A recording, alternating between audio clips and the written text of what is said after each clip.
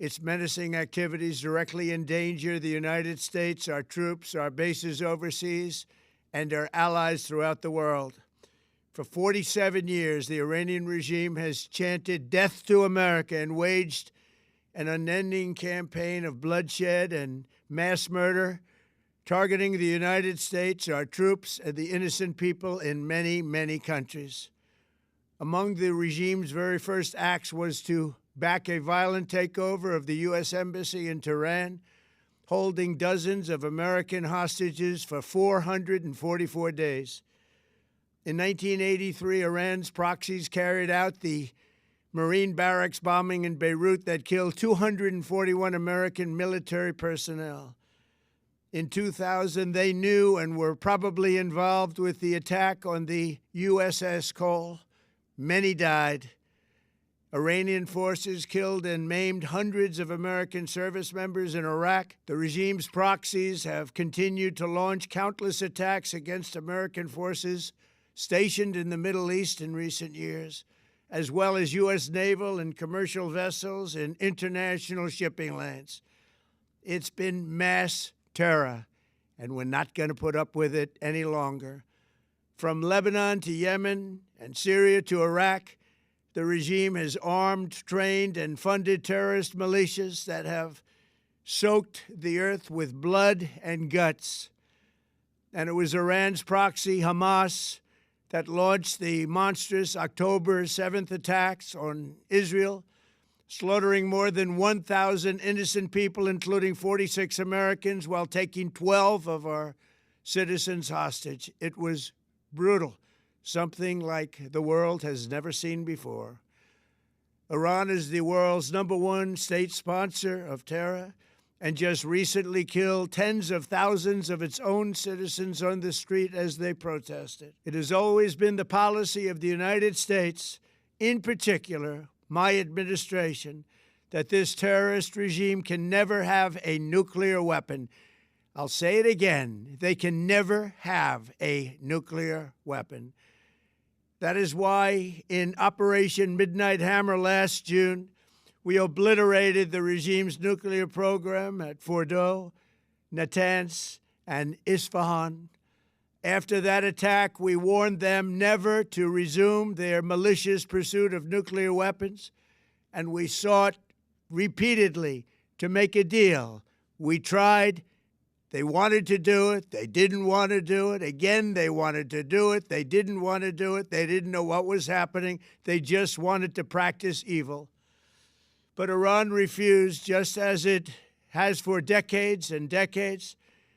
They've rejected every opportunity to renounce their nuclear ambitions, and we can't take it anymore. Instead, they attempted to rebuild their nuclear program and to continue developing long-range missiles that can now threaten our very good friends and allies in Europe, our troops stationed overseas, and could soon reach the American homeland.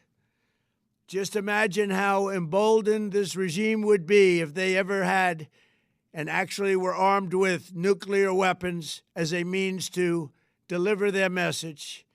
For these reasons, the United States military is undertaking a massive and ongoing operation to prevent this very wicked, radical dictatorship from threatening America and our core national security interests.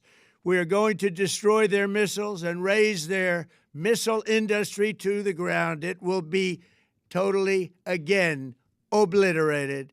We're going to annihilate their Navy. We're going to ensure that the region's terrorist proxies can no longer destabilize the region or the world and attack our forces and no longer use their IEDs or roadside bombs, as they are sometimes called, to so gravely wound and kill thousands and thousands of people, including many Americans. And we will ensure that Iran does not obtain a nuclear weapon. It's a very simple message. They will never have a nuclear weapon. This regime will soon learn that no one should challenge the strength and might of the United States Armed Forces. I built and rebuilt our military in my first administration, and there is no military on earth even close to its power, strength, or sophistication. My administration has taken every possible step to minimize the risk to U.S. personnel in the region. Even so, and I do not make this statement lightly, the Iranian regime seeks to kill. The lives of courageous American heroes may be lost, and we may have casualties. That often happens in war. But we're doing this not for now. We're doing this for the future, and it is a noble mission. We pray for every service member as they selflessly risk their lives to ensure that Americans and our children will never be threatened by a nuclear-armed Iran. We ask God to protect all of our heroes in harm's way, and we trust that, with his help, the men and women of the armed forces will prevail. We have the greatest in the world, and they will prevail. To the members of the Islamic Revolutionary Guard, the armed forces, and all of the police, I say tonight that you must lay down your weapons and have complete immunity, or, in the alternative, face certain death. So, lay down your arms. You will be treated fairly with total immunity, or you will face certain death. Finally, to the great, proud people of Iran, I say tonight that the hour of your freedom is at hand. Stay sheltered. Don't leave your home. It's very dangerous outside. Bombs will be dropping everywhere. When we are finished, take over your government. It will be yours to take. This will be probably your only chance for generations. For many years, you have asked for America's help, but you never got it. No president was willing to do what I am willing to do tonight. Now you have a president who is giving you what you want. So let's see how you respond. America is backing you with overwhelming strength and devastating force.